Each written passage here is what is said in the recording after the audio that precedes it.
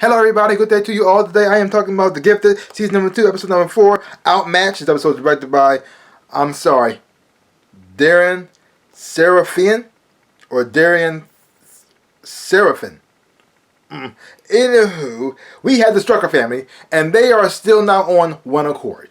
Okay, now you have Kate, who wants to get Andy back by any means necessary, and she does this by pretty much drugging up a guy who's on drugs, giving them this thing to clear them up and make them go through like withdrawal, just like that, and then also re-drug them back up to get the information that you want.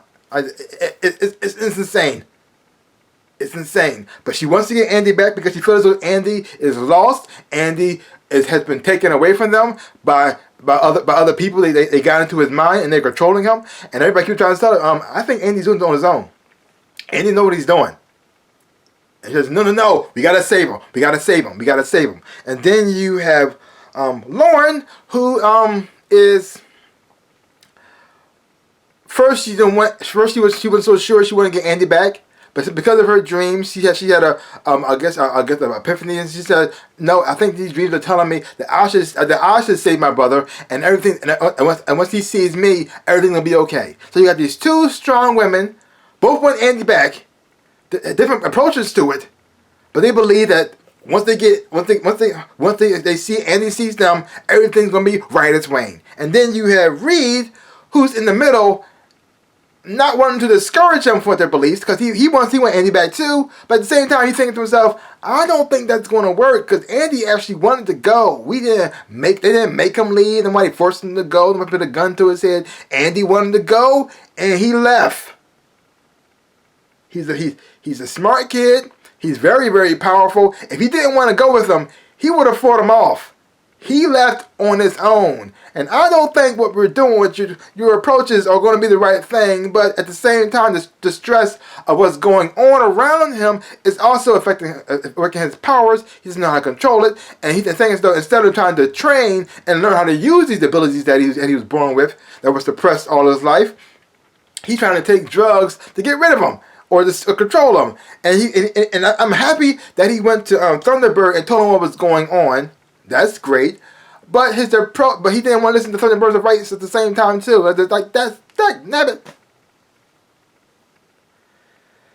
So you finally have Lauren and Andy meeting up in this episode. They finally got reunited, brother and sister back together, but they did not have the reunion.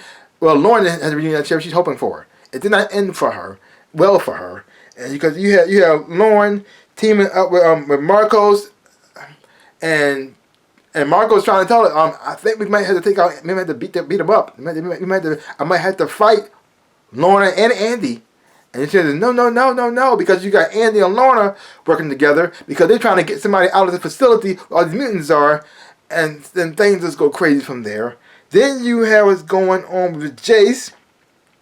His quest of capturing the mutants has become his obsession to the point that he pushed his wife aside, and so now his marriage is falling apart. His life is going crazy, and he keeps trying to chase these mutants.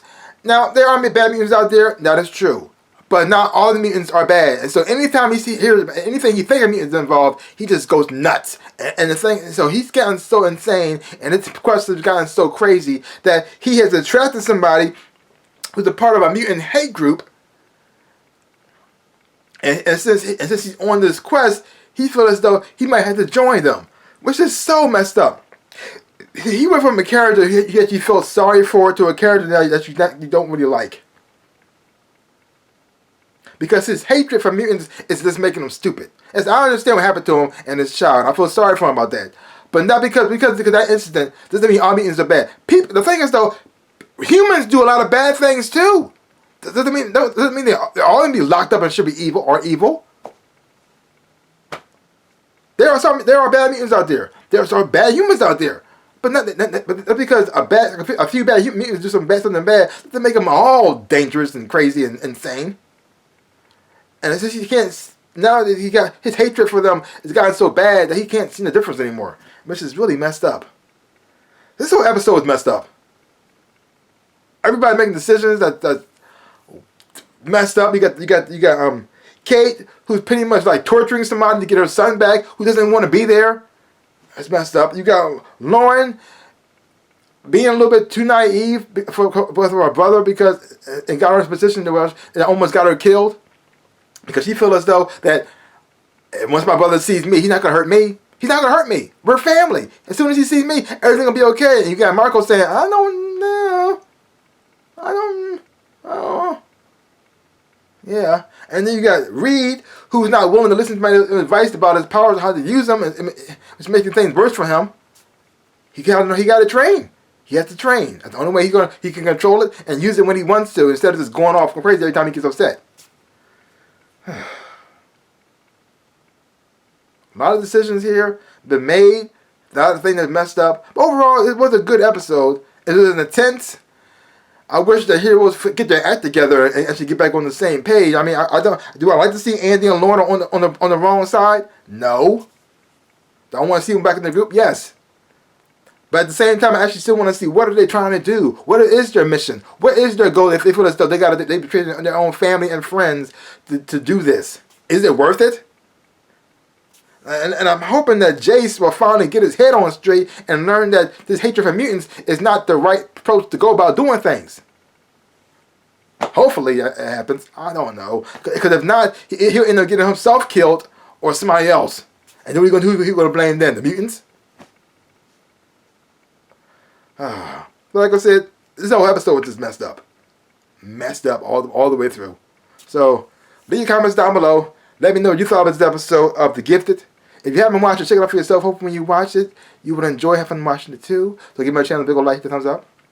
Boom. And subscribe to my channel. And share. I would appreciate it, like I always say, in my dreams and in my life. I am the Ninja Rabbit. Peace out, peoples.